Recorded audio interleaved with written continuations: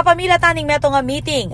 Kayabe, hindi na Mabalacat City Mayor Jel Aquino. Kayabe, di na NLEX President Luis Reñon, NLEX AVP Vic Apuzen, at aliwa pang opisyal ng NLEX, pati na din na DPWH Assistant Secretary Suzanne Marie Ramos Liwanag at DPWH Region 3 Director Arnold Ocampo, bang pisabyan ng final plan para king pamanuglong ning Mabalacat City at Lubola Bypass Road king Santa Ines NLEX exit. Api sabi keti, reng technical details ng proyekto, ing schedule ng implementasyon, ating masating koordinasyon da reng ahensyang Kayabe, bang asiguradong apat o padyating masalese. At atandanan ninyang milabas sa Parumingo, inaprobada ng DPWH Secretary Vince Dizon ng proyekto at inutos ng ahensya na tambing yang umpisa ng road connection. Kaya pasalamat kay Mayor Aquino, king balaw sa suporta ng NLEX, DPWH at TRB at dinikdik nung makanano ya kaulagay proyekto king pangmalwata na panyulong ning Mabalacat City.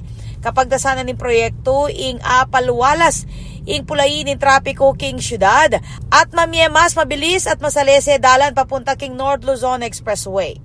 Asahan niya namang makasaupiti king panyulong ning lokal ekonomiya at pamaglub dareng mas marakala kapitalista. Kayabe ng Mayor Aquino, akinatawan king Mabalacat City LGU, dina City Engineer Rod De Leon, City Accountant Oscar Deyang Jr., City Planning and Development Officer Head Rosano Pacquiao, at City Legal Office Head Attorney Pons de la Cruz.